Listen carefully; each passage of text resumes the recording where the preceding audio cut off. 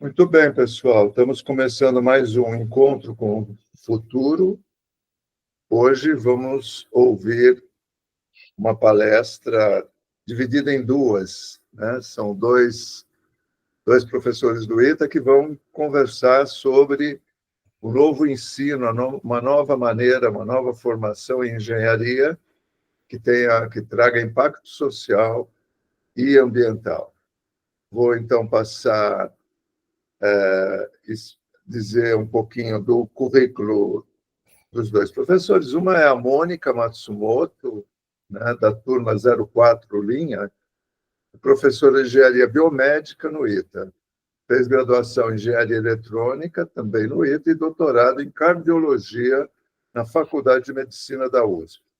Possui experiência em pesquisa e desenvolvimento em processamento de imagens e equipamentos médicos em várias áreas da medicina, como radiologia, cardiologia e oftalmologia. Teve participação em startup em Boston, de equipamentos médicos, desde a prova de conceito até o lançamento no mercado. Atualmente, ela é pesquisadora visitante na Faculdade de Medicina da Universidade de Stanford, nos Estados Unidos, na área de cirurgia do sono. O professor João Kleber é professor titular de Ciências Sociais no ITA, lidera o Laboratório de Cidadania e Tecnologias Sociais, que já desenvolveu formas inovadoras de engajar centenas de estudantes em projetos em parceria com organizações da sociedade civil e escolas públicas. Em 2017, introduziu o programa de pesquisa de Engenharia Engajadas, com repercussão nacional e internacional. O professor Kleber foi coeditor da trilogia de livros Trilingue, Engenharia e Outras Práticas Técnicas Engajadas. Vou passar, então, para a professora Mônica, para que ela suba a sua apresentação e a gente pode iniciar o nosso... Desde já agradeço os dois por terem aceitado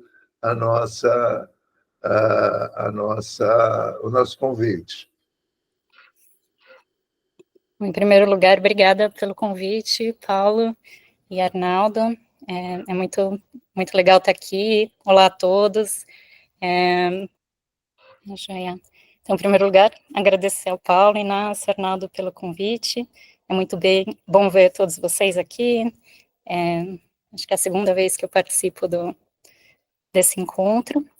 E acho que dentro dessa nova formação do engenheiro, né, que a gente vem trazer, eu quero falar de um projeto que eu participei aqui em Stanford, que é um projeto que chama Upluxo, junto com o Hospital Albert Einstein. E esse é um projeto de alto impacto, tanto ambiental como econômico, social, e aí eu queria compartilhar o que a gente fez aqui.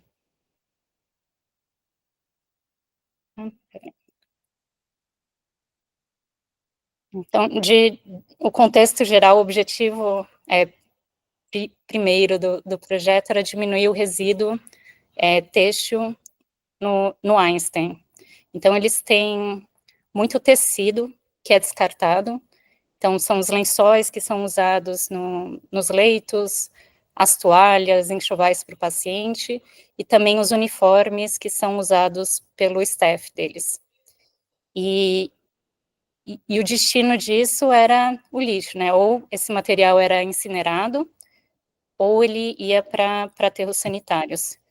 E aí eles começaram a trabalhar numa proposta de não gerar esse resíduo e trabalhar com um processo de upcycling.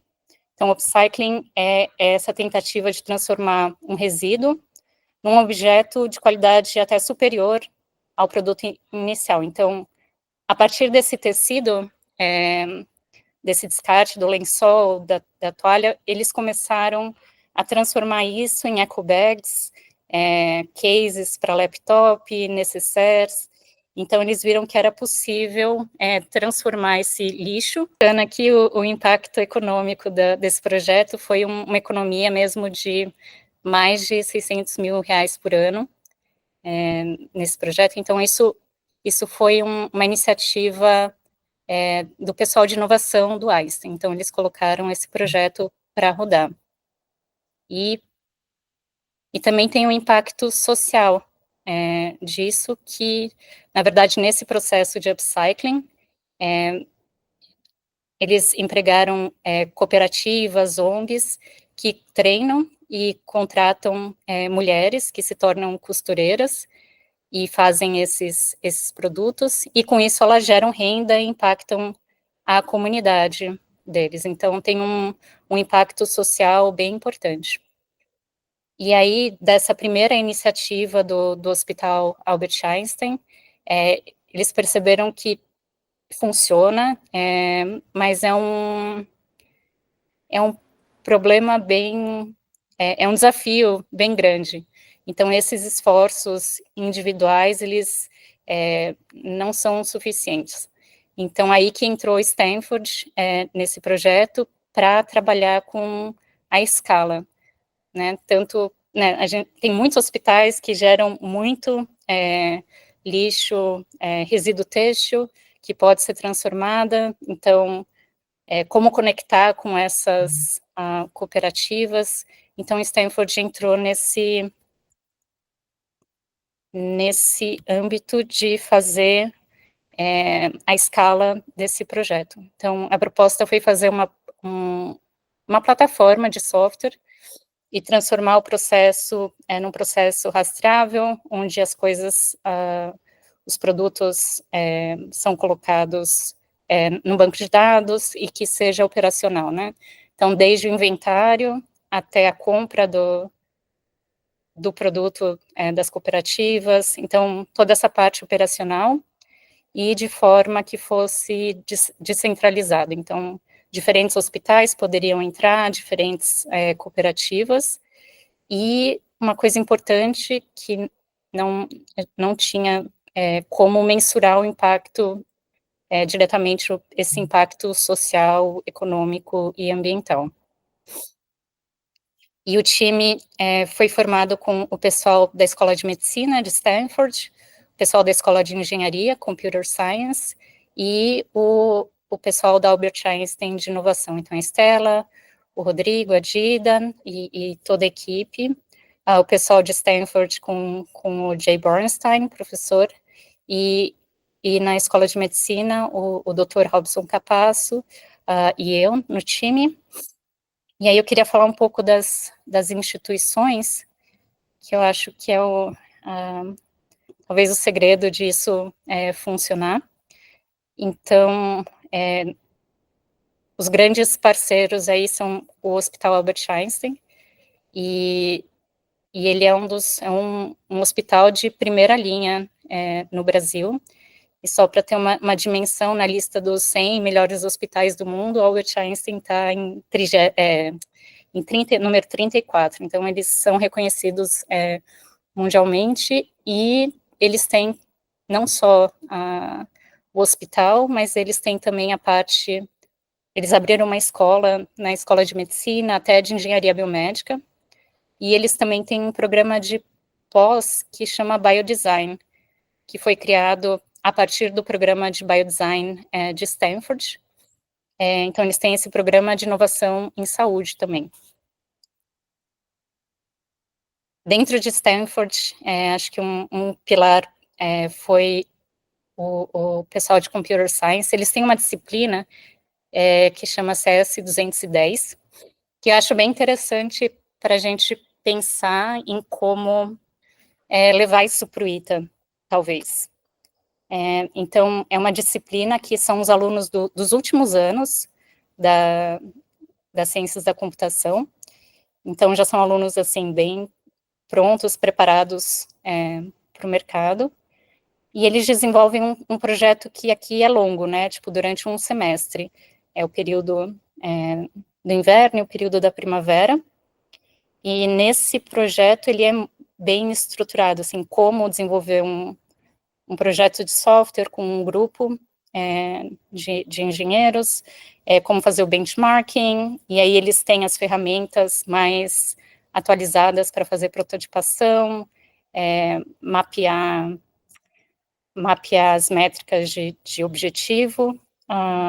Os alunos até aprendem a fazer um contrato com a empresa, tipo, o que essa parceria significa, e no final a gente teve realmente um software, uma plataforma pronta.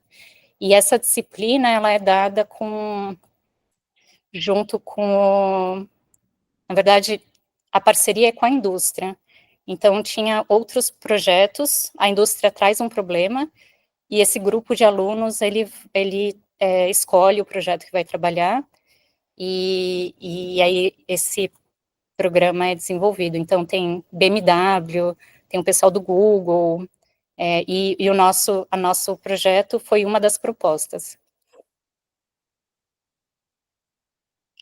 E tem outro pilar aqui importante para isso ter funcionado, é o Instituto Woods, que é dentro de Stanford, para o ambiente. Então, eles estão ali na fronteira de avançar a questão da sustentabilidade. E uma das coisas que eles têm é um seed grant para projetos de alto risco. E o que é interessante também são projetos que eles querem que os professores de Stanford, que nunca colaboraram, comecem a colaborar. Então, eles valorizam muito a questão da multidisciplinaridade e dessa conexão forte da comunidade de Stanford. Então, a gente conseguiu esse recurso, que, assim, foi essencial para fazer o projeto funcionar. Então, foi isso que a gente propôs para os alunos. A gente tem esse problema de sustentabilidade, só que a gente precisa escalar ele, então a gente quer construir uma plataforma de software que eleve esse problema e resolva numa escala maior. E também a gente quer medir o impacto social, ambiental, econômico dessa proposta. E aí, durante esse processo, a gente entrevistou os stakeholders, a gente falou com os hospitais, com o pessoal que faz a hotelaria, o pessoal de uniformes, o pessoal de TI. A gente conversou com algumas cooperativas e ONGs que fazem esse processo de upcycling e algumas empresas que fazem reciclagem também. E aí os alunos fizeram uma viagem para o Brasil e a gente foi acompanhando o desenvolvimento de features, fazendo testes, e no final a gente teve essas plataformas prontas. Eu vou falar um pouco mais de cada solução. Essa aqui foi a viagem para o Brasil, eles visitaram 2 hospitais, um hospital público e um hospital privado, que é um Einstein, as realidades são bem diferentes. Os alunos visitaram essa ONG, que chama Orienta a Vida, e a proposta é essa de ensinar mulheres a esse ofício de ser costureira e trabalhar com contratos de upcycling. Então, aqui essas são as eco bags que são produzidas. A gente visitou o galpão onde ficam as costureiras, foi uma visita bem legal, e é bem pertinho do ITA, é em Potim, do lado de Aparecida. Então, eventualmente, aí, se a gente der continuidade à colaboração, a gente pode também colocar os alunos do ITA, visitar a ONG, que é bem pertinho do ITA. A gente aprendeu muita coisa nesse processo, então tem essa dificuldade da operação, né, de fazer essa operação fluida.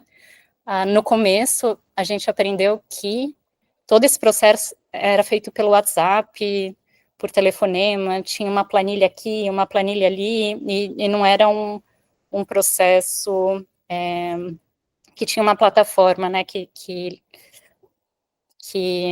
conduzia isso. Tinha um portfólio e né, os produtos que cada ONG tinha, mas tinha que ser atualizado, era um processo bem artesanal, assim. E aí tem o problema de escala, né, tipo, a gente entendeu que, na verdade, é tanto volume de lixo, né, esses 8 toneladas, que nem tudo pode ser, passar por esse processo de upcycling. E aí tem os gargalos de, tipo, não tem cooperativas suficientes que consigam tratar isso, talvez não tenha demanda suficiente para comprar esses produtos, e aí eles acabam sendo reciclados para outros fins, assim, não nesse processo de upcycling. E, enfim, essa plataforma seria para mais hospitais, e também essa questão de conectar mais hospitais, mais cooperativas. Então, a gente ficou surpreso, foram 8 alunos interessados em participar desse projeto, e eles foram divididos em 2 times, o Upcycle e o Relative Refresh. Então, o Upcycle, esse aqui é o time, a Isabela, a Caroline, a Chloe e o Sebastian. E eles fizeram, tipo, uma plataforma bem legal de operação. Então, do lado do hospital, eles podiam fazer o inventário, e tinham acesso ao portfólio desses artesãos, e os artesãos podiam entrar e colocar os produtos que eles tinham, o preço, os deadlines, e aí os pedidos poderiam ser feitos, e tem um track dos pedidos, né, as atualizações. Foi feito, saiu para entrega, foi entregue. Então, eles fizeram 2 plataformas ali, tanto para o hospital como para o artesão, e conseguiram mensurar o impacto desse processo. Então, não só o tecido que não foi para o lixo, mas tem uma conta aí, né, tipo, o quanto de espaço não foi utilizado em aterro, se fosse processar um tecido novo, né, existe uma quantidade de água que é economizada, então tem vários impactos que podem ficar mais claros com esse painel. E o outro time é o Relative Refresh, com a Alissa, o Philip, a Mantina e a Alissa. E eles, começou todo mundo trabalhando com a plataforma de operação, e eles viram essa oportunidade de, esse gargalo que não tem cooperativas suficientes para fazer esse upcycling. Então, eles quiseram atacar esse problema e fizeram uma plataforma, como se fosse uma plataforma social, para juntar os artesãos, as cooperativas, os hospitais, ou sei lá, até hotéis que queiram lidar com esse resíduo têxtil numa comunidade. E uma coisa muito legal que adicionou bastante valor para a plataforma esses produtos poderiam ser colocados ali no portfólio, e é gerado um QR Code, um código, que a ideia é que ele vá junto com o produto. Então, quando a pessoa compra o produto ou vê o produto na loja, ela pode escanear esse QR Code, se vocês quiserem, não sei se dá, mas vocês conseguem escanear esse QR Code, e aí, deixa eu colocar aqui, e é isso aqui que acontece, você consegue ver o produto, peraí que não deu certo, pronto, consegue ver as pessoas que produziram o produto, você consegue clicar e tem um vídeo para cada pessoa, né, como aquele trabalho é importante para ela, e também consegue ver esse dashboard do impacto no ambiente. Consegue ter links para outras coisas, então, acho que o grande valor do storytelling, que além de você estar entregando esse produto, ele tem uma história, e aí você consegue captar o valor, assim, dessa cadeia, e dar mais valor para esse produto que está sendo consumido. Então, isso foi bem legal, e aí os próximos passos, esse projeto, isso é um primeiro produto que vai ser mais explorado pelos hospitais, a ideia é que isso seja implementado tanto no Einstein como no Mboi-Mirim, E o Einstein, em si, ele tem um recurso que eles podem pegar o pessoal de TI e evoluir essa plataforma. Então, tem os próximos passos aqui. Opa, peraí. Então, para mim, o que foi bastante, que eu aprendi bastante nesse projeto é que o ensino de engenharia, ele pode se conectar com outras áreas, então, eu chamei aqui de ensino, inovação e extensão, e esses colaboradores, então, tem a parte de ensino, né, que é Stanford, a inovação, que é todo esse processo de upcycling e criar essa plataforma, tudo isso é muito novo, e a extensão, né, esse projeto tem um impacto econômico, um impacto ambiental, social, está ajudando comunidades, gerando renda para mulheres e para as famílias dessas mulheres, e eu acho que talvez seja uma coisa para a gente pensar, implementar no ITA, assim, que é isso, são essas colaborações importantes que acabam criando um impacto muito, muito bacana, assim. E é isso que eu queria trazer, esse case que eu participei aqui. Obrigado, Mônica. Vamos passar para o professor João Kleber para apresentar a parte dele, aí a gente faz as perguntas aos dois depois da apresentação. Ok? Professor Kleber. Tem que abrir o microfone. Será que... Boa noite a todos, é um prazer estar aqui, uma honra com vocês. Eu estou tentando levantar o meu PowerPoint. Certo. Mônica, você já saiu? Embaixo tem uma setinha. Eu sei como fazer isso, agora chegou. Tá. Ok. Aqui não estava vindo, tá? Então, obrigado novamente, Paulo, Arnaldo, pelo convite, e também tive a indicação da Mônica, né, que é uma professora que eu admiro demais, assim, né, e eu vi aqui que o João Gomes está aqui, né, então, para mim é uma grande emoção rever o João, que, assim, foi fundamental para muitas coisas que aconteceram no ITA de positivo, tá? E eu vou contar um pouquinho disso aqui. Ok. Então, eu vou fazer uma coisa um pouco diferente da Mônica, eu vou colocar um pouco mais o contexto geral, assim, que é uma coisa que eu trabalho com pesquisa também, né? E contar um pouco da nossa experiência do Laboratório de Cidadania e Tecnologias Sociais.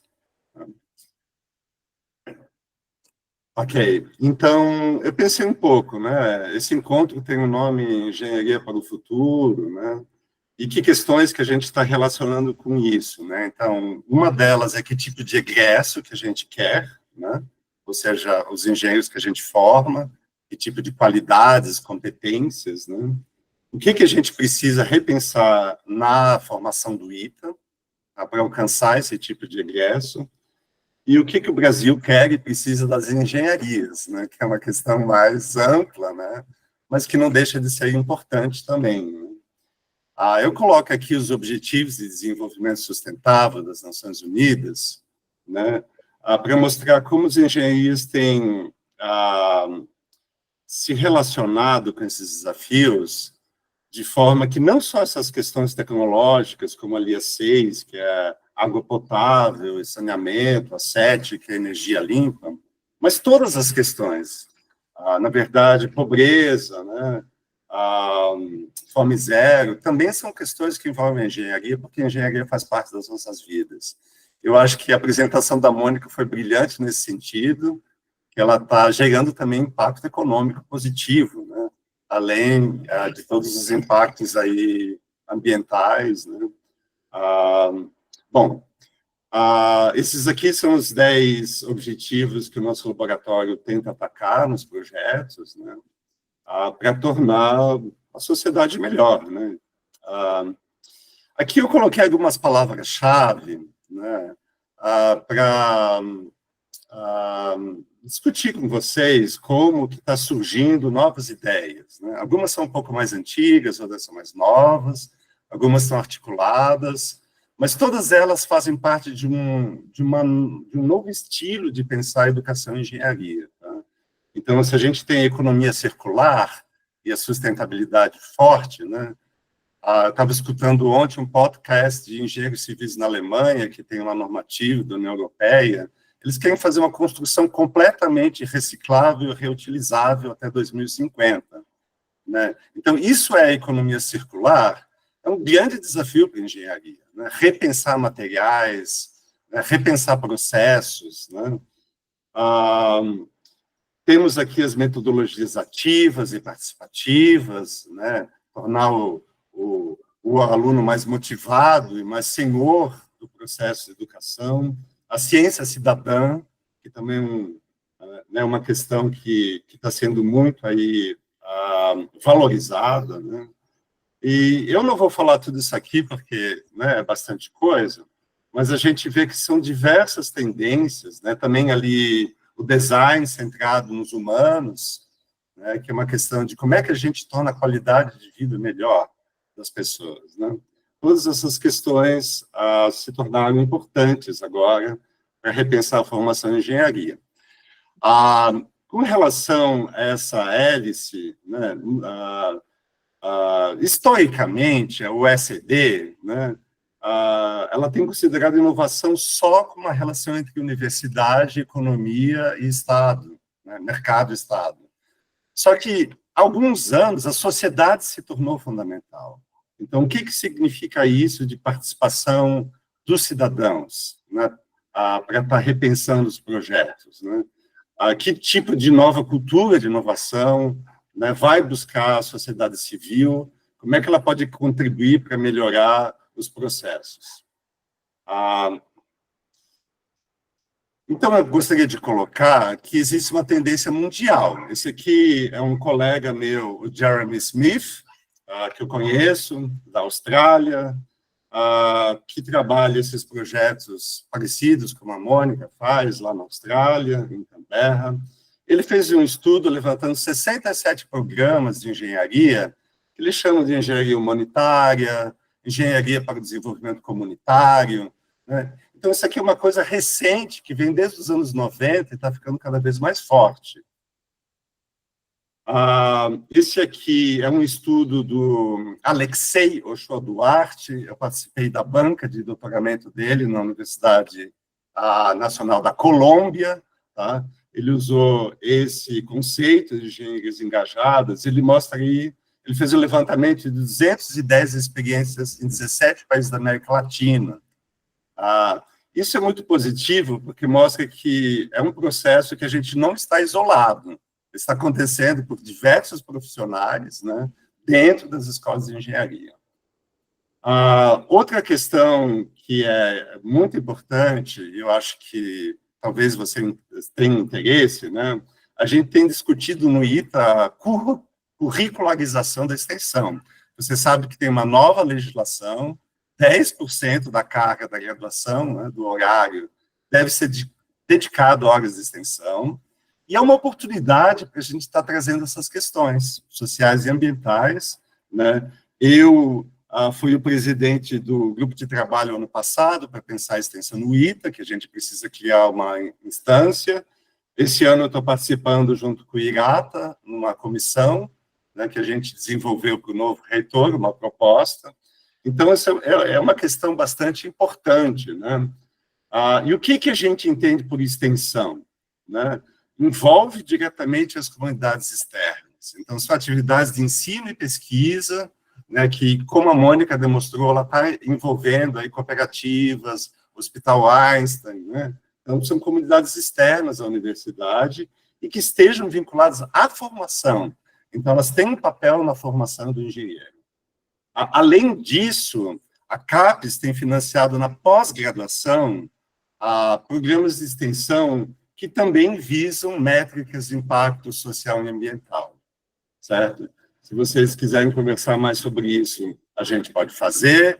Eu, por acaso, sou coordenador disso no ITA, tá? Tem 5 projetos financiados pela CAPES desde o ano passado, na pós-graduação. Esse aqui é o nosso laboratório, né? Então, nós temos uma equipe de 8 professores, trabalhamos com algumas disciplinas, tem uma disciplina obrigatória no primeiro ano e 3 eletivas, que são disciplinas que estão linkadas à extensão, além de outros projetos. Esse aqui é o carro-chefe, que todos os alunos do ITA fazem no primeiro ano, desde 2018, a gente já está no 10º semestre, nós envolvemos 580 alunos do primeiro ano, tá, nos projetos de extensão engajada, foram 166 projetos, com 20 entidades parceiras. Então, é um grande número, né, é muita coisa, e eu vou só, assim, né, passar rapidamente sobre alguns exemplos, tá? Além disso aqui, nós temos as eletivas, né, que também são de projetos engajados. Esse aqui é um projeto antigo, o João Gomes conhece, né, que a T61 financiou. A gente fez uma bacia de evapotranspiração aqui numa comunidade de São José, mas eu gostaria de recuperar ele por causa de 3 elementos, né? Os nossos projetos, eles são participativos, né? Ou seja, aqui a gente buscou uma solução para uma necessidade da comunidade, né? Que a água suja estava na rua deles, né? E a gente, então, disse, não, aqui nós temos 25 pessoas que a gente pode linkar nessa bacia, né? E a ideia de fazer uma solução participativa é explicar a tecnologia para a comunidade de tal forma que ela possa participar na solução. E foi isso que aconteceu, porque a gente tinha ali que membros da comunidade que tinham essas capacidades de construção, e isso também envolve uma ideia de empoderar a comunidade para além de só resolver o saneamento deles. Por quê? Porque a gente escuta eles, a gente envolve eles, e a gente não acredita o que isso tem de impacto na autodignidade dessas pessoas, né? Então, a gente está falando de pessoas que estão nas classes sociais mais baixas, né, e que a gente gostaria de que saíssem dessa situação, né, de carência. Então, essas questões de empoderamento são importantes, além, claro, da eficiência tecnológica, né. Isso aqui é um exemplo negativo, né, que eu costumo dar para os meus alunos, porque você pode ter a melhor intenção do mundo, né, no caso aqui foi um laptop por criança, né, uma ideia do MIT, do Negroponte, né, que queria ser uma revolução na educação, né. Então, eram laptops que eram muito inteligentes, que você podia deixar cair no chão, eles não quebravam, muito intuitivos, né, software livre, os adolescentes abriam o laptop, conseguiam já ir manejando algumas coisas, só que esse livro aqui da Morgan Ames, foi publicado agora em 2019, recebeu 2 prêmios dos Estados Unidos, né? Ele mostra que foi uma solução que não foi testada, né? Então, os engenheiros podem ser geniais, como na Media Lab do MIT, só que por falta de testar, por falta de ir nas comunidades, né, ver como é que funciona, como é que se adapta para os professores, eles não ficaram sabendo o que aconteceu de fato, né, e essa Ames, ela recupera ali, né. Gente, isso aqui foi um laptop, o Peru adquiriu quase 1 milhão desses laptops, né, para aplicar nas escolas, né. E aqui a gente vê que os alunos que acabaram usavam para jogar, ver vídeos, e não para estudar, e os professores não tinham treinamento, não tinham espaço. Então, assim, é uma questão que a gente precisa pensar soluções de engenharia, escutando as comunidades. Aqui foi uma entrevista que eu fiz numa iniciação científica como engenheira civil, que é dona de uma empresa, que faz contratos com prefeituras. Aqui a gente está na Grande São Paulo, e ela tem um projeto de engenharia civil de infraestrutura numa favela, e ela fala o seguinte, né, a comunidade foi contra, o projeto não ia funcionar, o carro de ambulância não ia caber na rua, ia afundar na terra, e ela disse que ela aprendeu escutando com as comunidades, e isso tornou o projeto dela mais eficaz, mais robusto para atender as necessidades. Esse aqui é um projeto também um pouco, né, de 2016, né, mas eu gostaria de trazer ele, né, para tematizar essa questão de estar fora do contexto, de não vir de cima para baixo, né.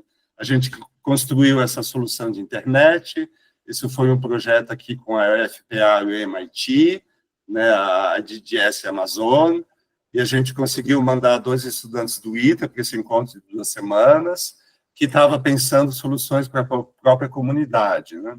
Então, a gente tem aqui a Raquel Issa, da turma 20, o Rafael Yamagata também foi, e são projetos muito incríveis, porque eles são muito intensos com a comunidade.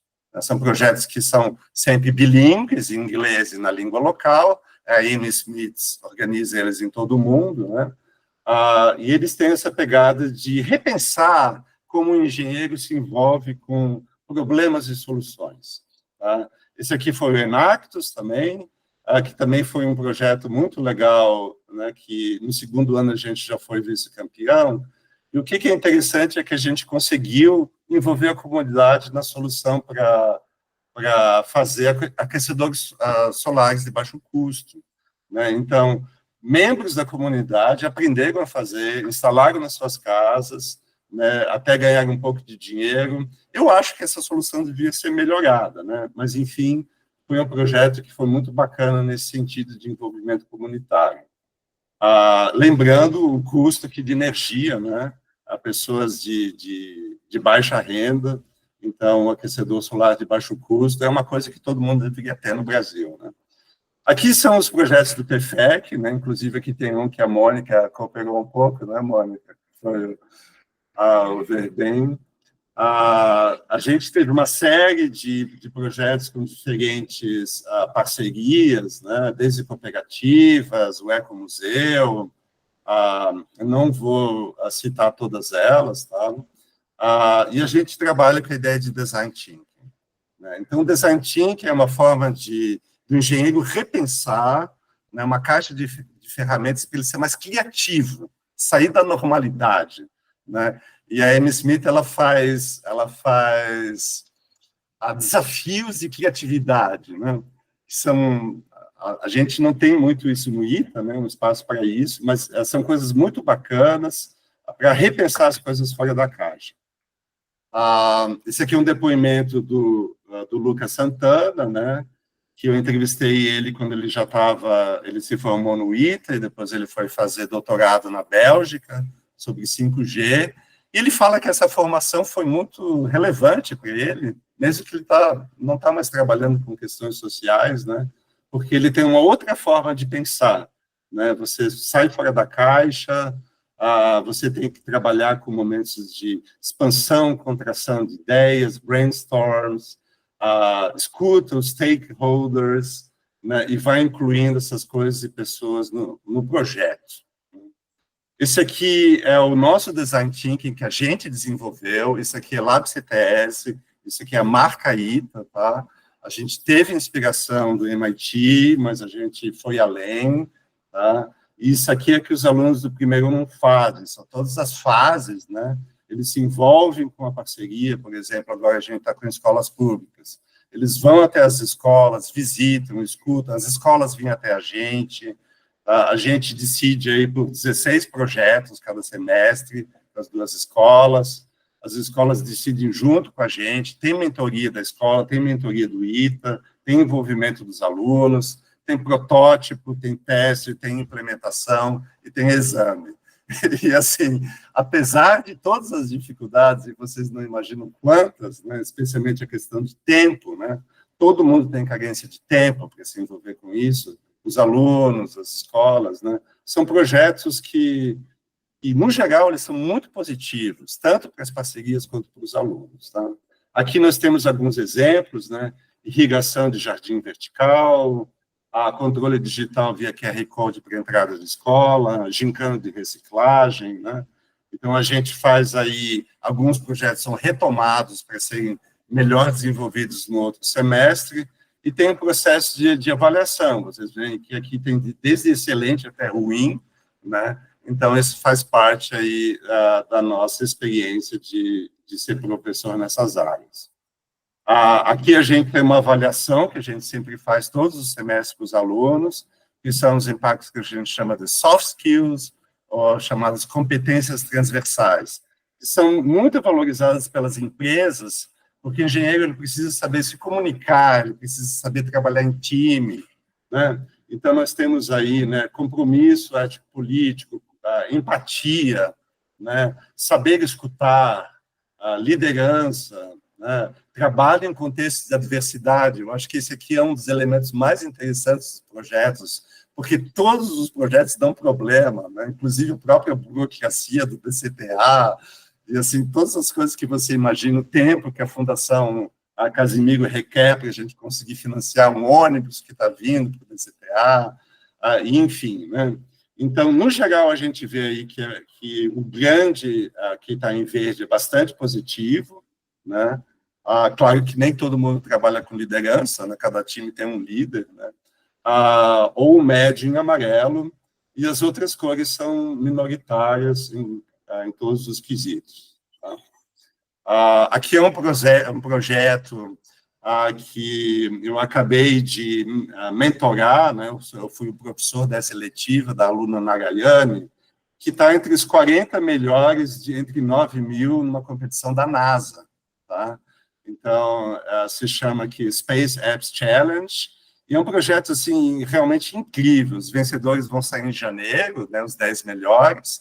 Essa é uma aluna espetacular, né, e ela queria levar esse projeto, que é um projeto interativo para escolas, né. Então, ela leva a plataforma, ela tem uma plataforma para o ensino fundamental, ela tem uma plataforma para o ensino médio, que é mais complexa, né? E os alunos brincam com as variáveis. O que acontece se eu aumentar a energia limpa, se eu diminuir o uso de carros, se eu tiver mais parques verdes na cidade, como é que isso impacta no CO2, né, no gás carbônico, como é que isso impacta no bem-estar, na saúde, e ali são as diversas variáveis, e é muito legal porque é extremamente interativo, assim. Então, eu fiquei muito feliz. Ela está nesse time junto com um outro aluno da USP, assim, é um time interinstitucional, e eles fizeram também modelagem, né? Então, tem toda uma parte técnica, né?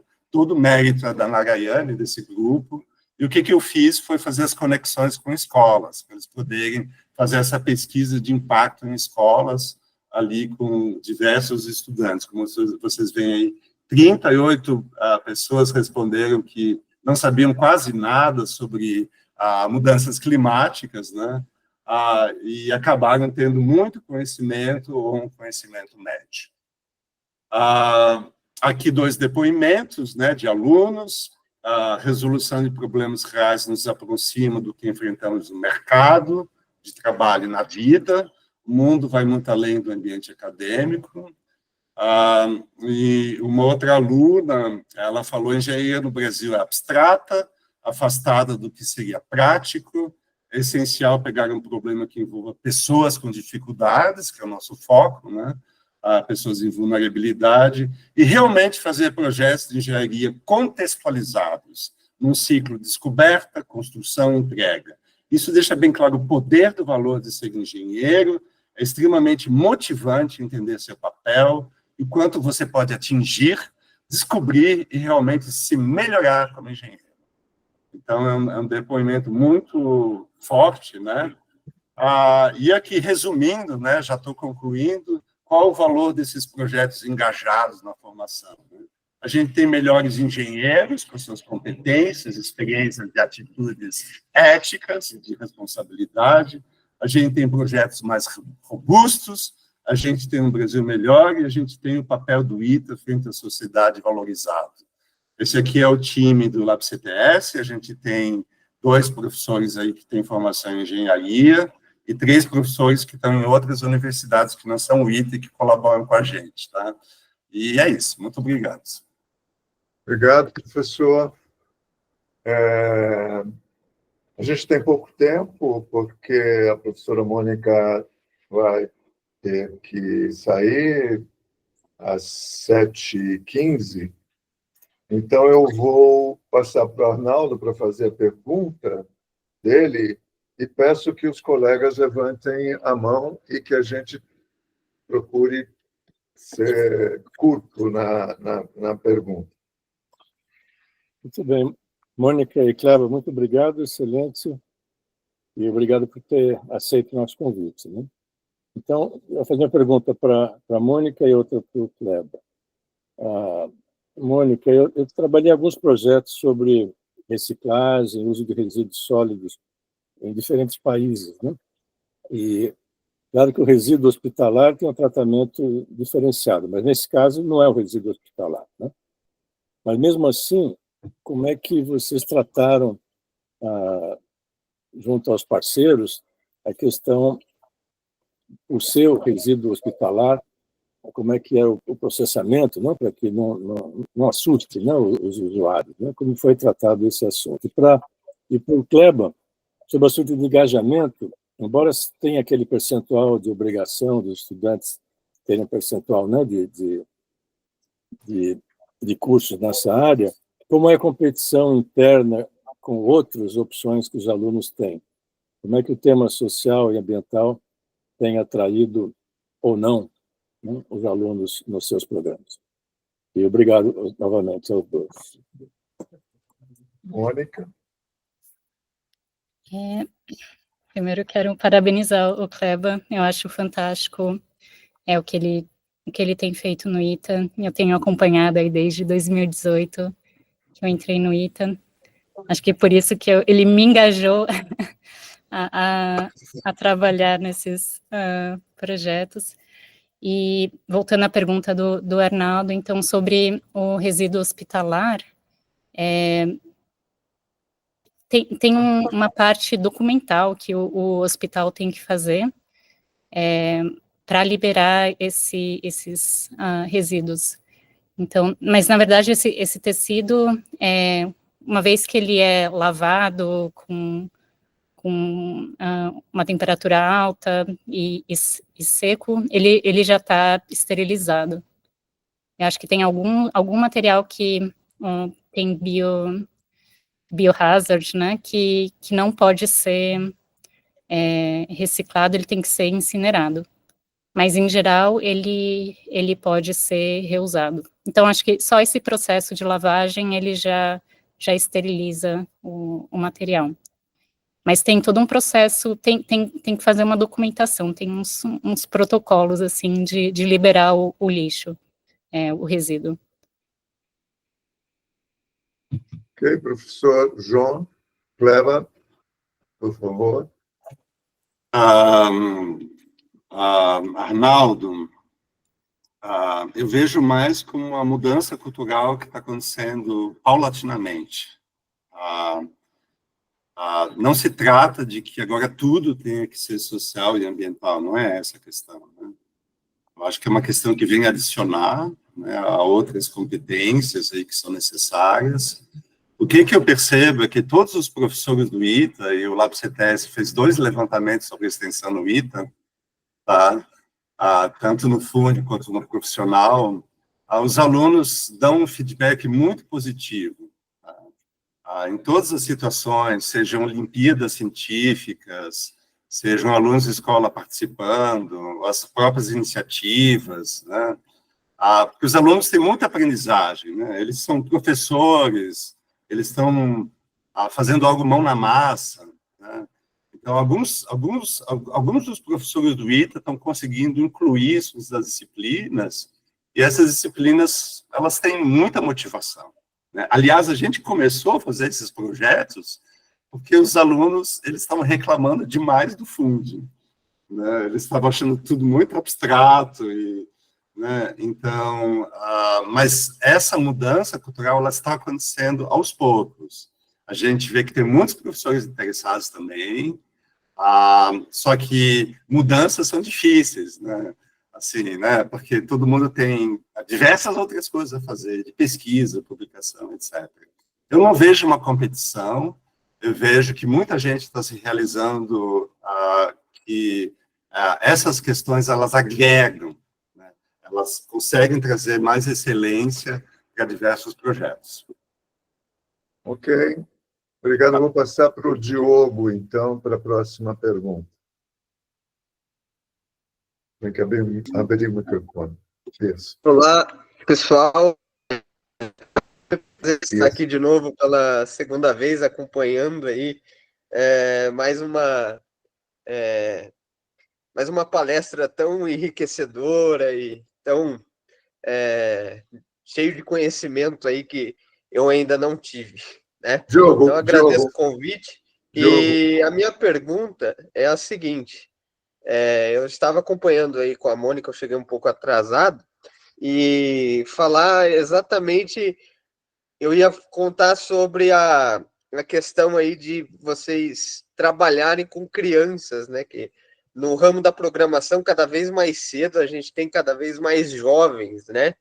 E se parte desse ensino, ele está preso apenas à universidade ou ele está solto aí, principalmente na rede pública. A gente sabe do quão alguns alunos aí, principalmente na periferia, sofrem com isso, com a falta de oportunidade, e eu queria saber como que se trabalha com essas crianças aí nessa idade. Muito obrigado. Mônica, pode. Eu acho que eu vou passar para o professor Kleber. Kleber. Ok, eu só queria que o Diogo se apresentasse, porque o Diogo é professor do segundo grau, né, Diogo? E lida com as escolas em São José dos Campos, com as escolas do fundamental e do básico. É isso, Diogo? Bom, eu estou em Assis, eu sou assisense, né? Da outra ponta ali do estado de São Paulo. São José está bem. A região de São José é a única do estado de São Paulo que eu ainda não conheço, né? Mas eu sou professor agora, no momento, eu tenho um clube online de robótica e astronomia, que eu trabalho com crianças de 11 a 19 anos aí, e de qualquer canto aí do país, né? Então, eu tenho alunos do Rio de Janeiro, do Maranhão, do Pará, do Mato Grosso, e em outros estados também. E a gente desenvolve projetos aí para submeter em feiras e tudo mais, principalmente competições de robótica, onde eu vejo também os times do ITA de robótica, e principalmente, né, na CBR, competindo e tudo mais. Então, eu tenho uma ligação meio próxima aí com o ITA, assim, indiretamente, né? E seguindo a ITA, né, tem os sócios mirins, onde eu tenho 3 alunos que fazem parte da Associação Mirim do ITA. Então, foi aonde eu conheci o AITA, comecei a seguir e vim parar aqui, né? E, novamente, é um enorme prazer, e aí a minha pergunta é direcionada a isso, né? Para tentar sugar alguma coisa aí de importante, de forma com que eu aplique para essa molecada mais jovem, né?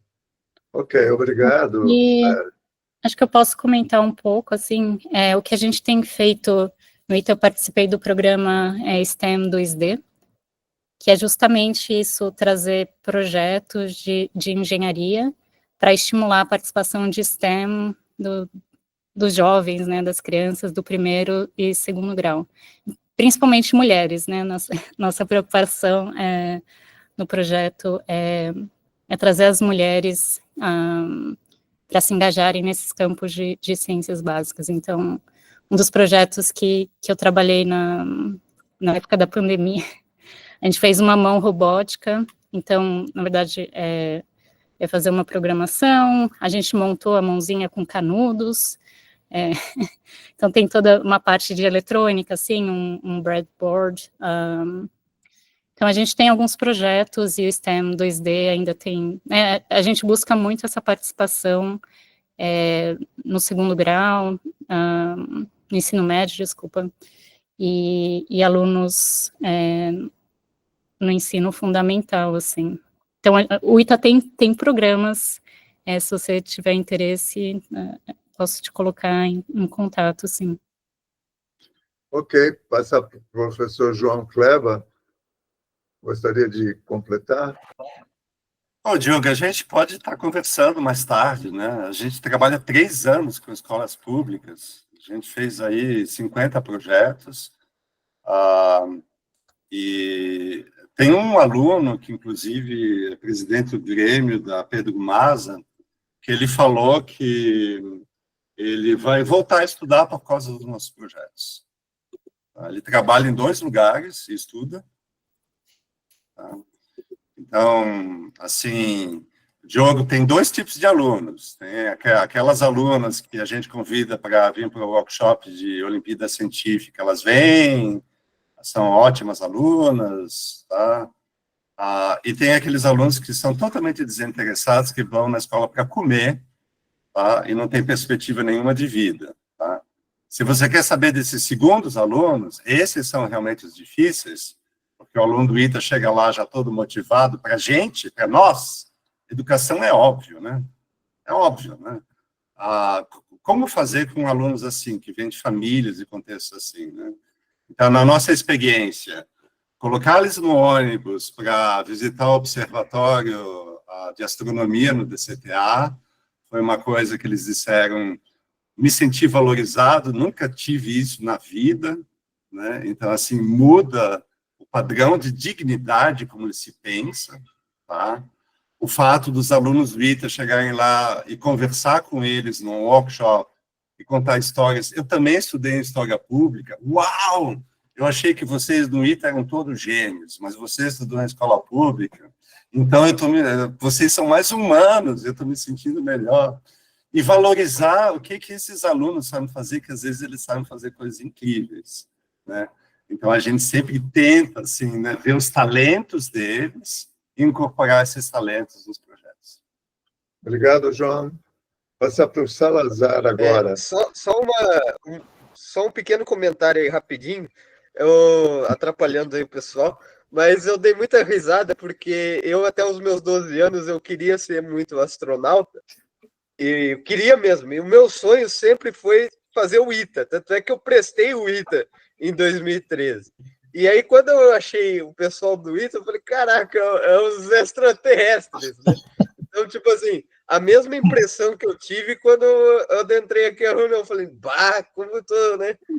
Tô importante, assim, né? Porque tem um peso para a sociedade comum, você coloca assim, ITA, tem até uns memes, né, nas provas lá, você fala assim, ó, 1 mais 1, aí você coloca 1 mais 1 barra ITA, o exercício, aí já todo mundo... né? Muito bem, Diogo. Obrigado, mas vamos passar a nossa lista de perguntas. Obrigado pela sua participação. Sérgio Salazar. Muito bem. Legal, Diogo. Bom ouvir você, saber desse interesse, essas conexões. Bom, fiquei muito contente de ver a exposição, Mônica, mais uma vez. A Kleber eu não conhecia. Estou muito gratificado de ver todas essas iniciativas que eu tenho depois de muitos anos de formado, né? Turma 75 vai fazer 50 anos no ano que vem, de ver essas iniciativas proliferando cada vez mais no ITA. Eu tenho tido interações com os alunos, e a grande provocadora disso foi você, Mônica, né? de me chamar, de estabelecer. Agora eles têm me chamado todos os anos para ir lá, e eu vou de novo em janeiro Legal. Conversar com os novos alunos, né? Já fui contatado. Mas é muito legal de ver isso, e particularmente de perceber essa aplicabilidade dos projetos da engenharia junto à sociedade. E quando, Kleber, você traz os Objetivos de Desenvolvimento Sustentável da ONU, mas traz já apontando para o que hoje está se trabalhando bastante, que são os Objetivos de Desenvolvimento Interior, né? Quando você fala de ter significado, de engajar as pessoas, de estar ligado a um propósito, de aprender a conversar, a colaborar, né? Isso está tudo lá nos 23 Objetivos de Desenvolvimento Interior, né? Que já passou recentemente para o 2º Congresso Internacional lá em Estocolmo, né? Então, é legal ver isso, de perceber aquilo que a gente não tinha nos bancos, dentro das salas de aula, quando cursamos, de tempos atrás, Paulo Inácio, um contemporâneo, o Levi, que está aqui, né, o Firmino. Então, nós vemos o quanto que precisávamos até recorrer ao centro acadêmico para complementar a nossa formação, ou sei lá onde. E hoje isso já fazendo parte de muitos projetos, né? Que, poxa, foi muito. Eu não conhecia, eu conhecia o Laboratório de Inovação da professora Sueli, mas não conhecia este, Kleber, que é também tão interessante quanto, né, para exatamente reforçar essa formação. Então, mas é um comentário de provocar vocês quanto que esta atenção, né, ao propósito, aos valores, ao engajamento desses alunos tem sido um movimento de incluí-los num projeto de cidadania. Quem pode falar primeiro? Kleber, por favor.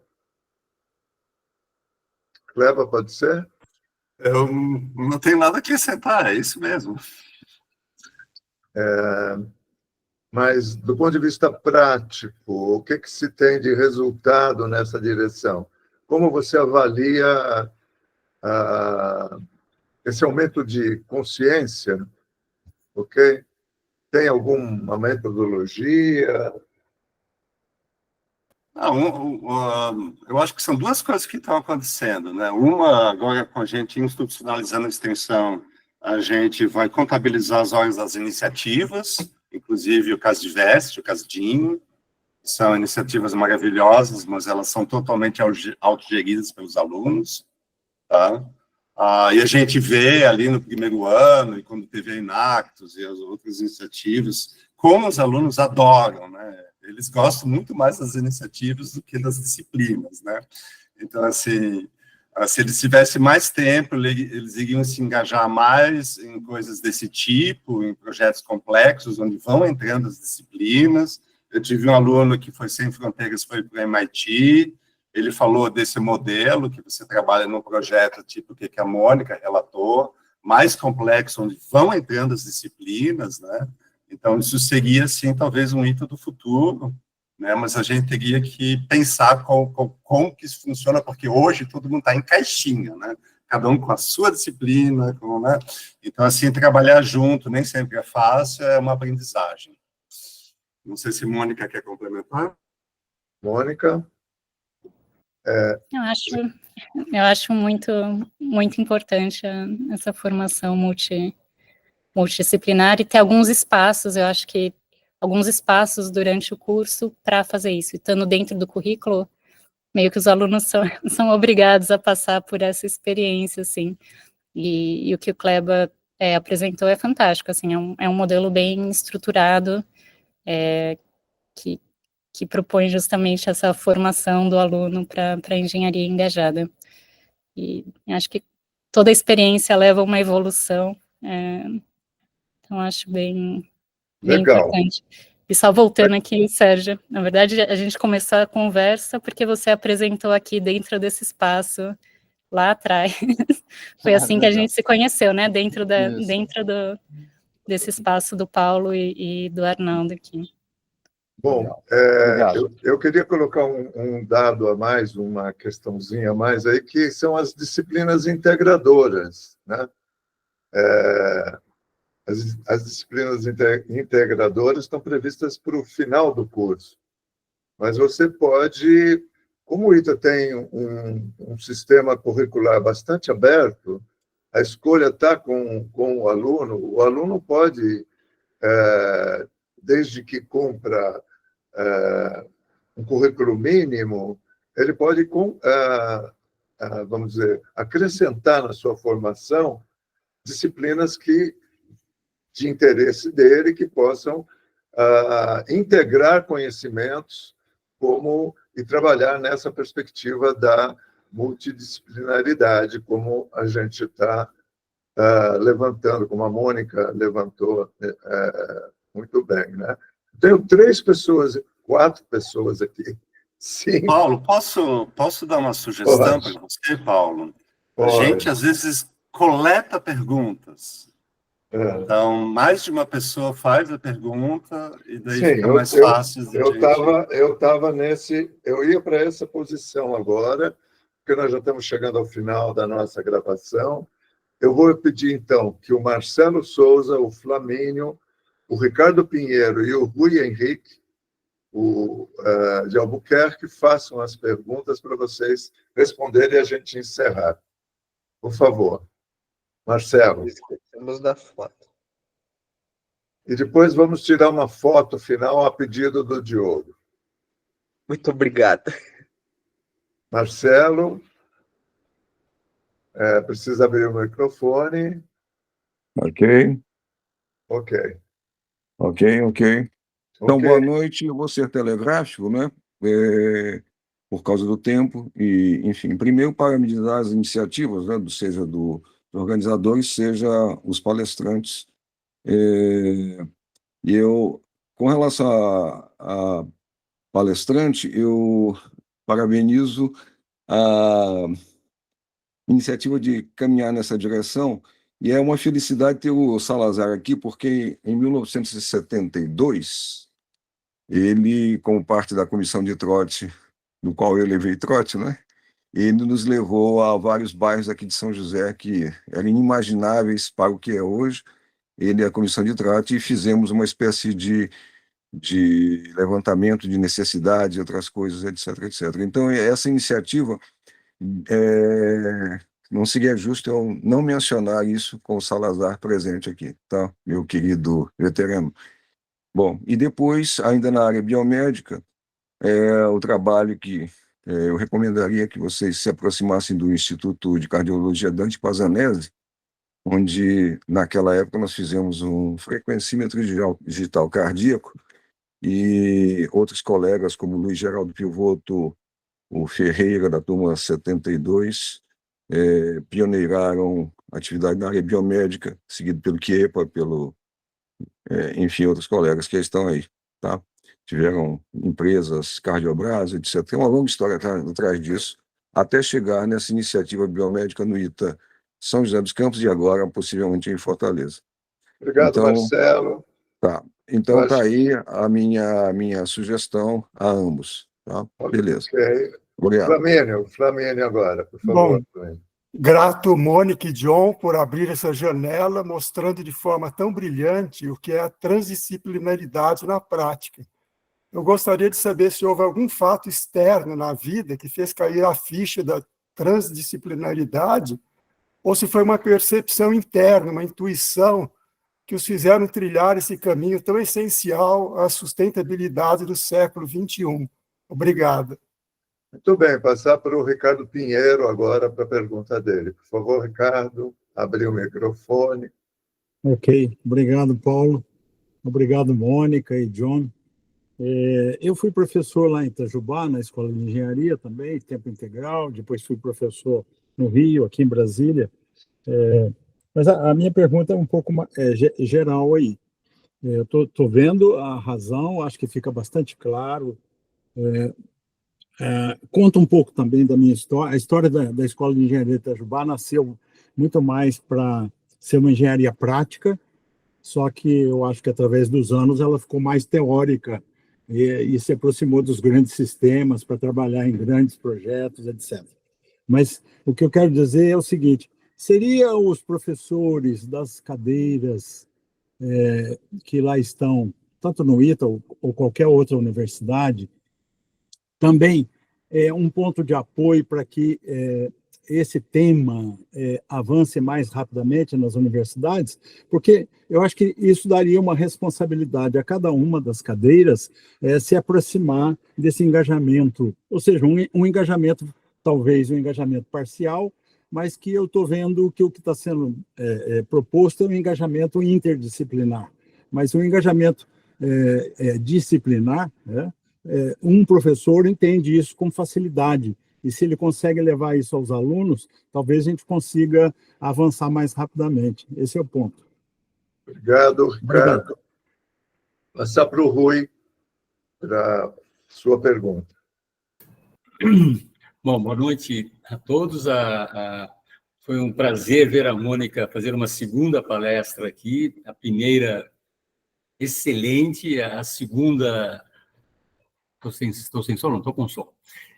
A segunda, muito interessante, embora tratando de um tema bastante diferente da primeira palestra que ela deu.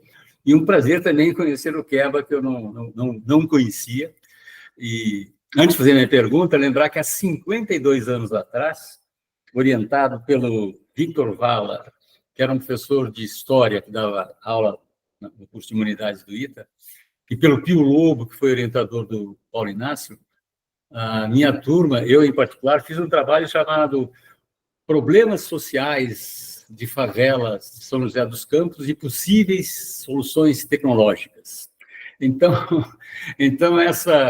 a intervenção, a apresentação dos trabalhos do Keba agora me deixa assim extremamente contente. E eu vou falar com a minha turma para recuperar os trabalhos de final de curso que foram feitos naquela época, se alguém estiver, né? Foram soluções, enfim, se aproximaram muito das propostas do Keba, que agora, e da Mônica, naturalmente feitos com os atuais, né? Com uma base teórica muito mais forte do que nós tínhamos tratado há 50 anos atrás.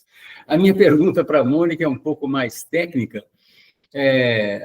Você passou pela apresentação da metodologia que você apresentou, correndo por um slide que eu percebi que eram de indicadores. Como é que você mede? Que indicadores você utilizou para definir o sucesso do projeto? Você passou por um KPI ali, eu acho, antes da último slide. Então, a minha pergunta, não precisa naturalmente detalhar, mas como é que você formula indicadores para um projeto de interação tão sofisticado como esse que vocês fizeram com o Einstein? Tá? Era essa a pergunta, além da alegria de ver esse tema retornando de uma forma muito mais sofisticada e, teoricamente, muito mais estruturada do que foi há 50 anos atrás. Ok. Quem quer começar a responder? Mônica? Mônica. Eu estou com um hard stop, que era 7h15, já estou... Eu quero agradecer todas as perguntas e esse espaço aqui para falar com vocês. Talvez eu fale 1 minuto ou 2, mas eu vou ter que me despedir Claro. logo em seguida. Já tô 2 minutos atrás. São muitas perguntas. Eu vou, acho que falar rapidamente o que o Flamínio perguntou, que acho que, né, tudo, essa transdisciplinaridade, multidisciplinaridade, para mim foi um caminho, assim, né? Quando eu entrei no ITA, era muito uma questão, os desafios técnicos, né, da engenharia, da matemática, e nesse caminho eu achei muito interessante começar a aplicar esse conhecimento na medicina. Então eu fui para cardiologia, imagens médicas, e tudo tem uma complexidade, né? Eu acho que nesse caminho da complexidade, a engenharia começou a ficar, na verdade, a complexidade mais caixinha, assim, né, mais definida. Mas quando você começa a integrar e assim, trabalhar com o ser humano tem 1000 variáveis. Você nunca pode, não é que nem na engenharia, né, que a gente altera uma variável e mede alguma coisa. Então, acho que, na verdade, eu comecei a perceber que é tudo muito mais complexo que a engenharia. Então, realmente, a gente tem que trabalhar nesse nível interdisciplinar, multidisciplinar. Eu acho que não tem... Acho que os problemas são muito interessantes. Então, meio que esse foi a minha trajetória e todas essas experiências me fazem pensar assim, o que a gente pode retornar e trazer para os alunos do ITA, né? Não tem como... Não tem, pelo menos são espaços que as coisas podem ser construídas, assim. Eu enxergo dessa forma, essa foi a minha experiência, e o que o Rui, terminando com o que o Rui perguntou, então tem os objetivos hard, assim, que é, tipo, engajar, voltando para o projeto de sustentabilidade de resíduos para os hospitais, a gente estava olhando, então, os objetivos seriam engajar mais hospitais, então, o número de hospitais que a gente consegue adicionar, o número de parceiros que a gente consegue trazer para a plataforma, e métricas de desempenho, assim, né? Tipo, a gente consegue engajar, quanto tempo o usuário passa na plataforma, quantas comunidades a gente impacta. Então, tem algumas coisas, se você quiser, depois eu te passo as métricas, assim, mas tem o objetivo final, assim, e tem o caminho, né? Como essa plataforma foi usada. Mas é isso, eu me despeço aqui. Eu vou... Ok, Mônica, Fazer a obrigado. foto. Obrigado. Obrigada, gente. Antes de você sair, fazer a foto. Pode. Rapidinho, 5 segundos. Conta até 5. Vamos lá. Vamos lá. 3. Pronto. Tchau, Pronto. pessoal. Aqui deu certo. Mônica, obrigado, gente. Um brinde para você. Vamos lá, professor João Kleber.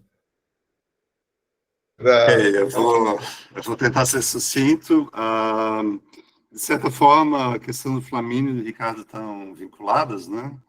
O Flamínio perguntou sobre o que não é biografia, né? Como é que veio essa questão da transdisciplinaridade, e o Ricardo, o papel dos professores nisso, né? De trabalhar isso.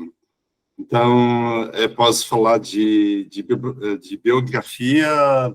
Eu fiz doutorado na Alemanha e trabalhei como professor de Direito Internacional e Ambiental, que estava pensando a implementação da Convenção da Biodiversidade.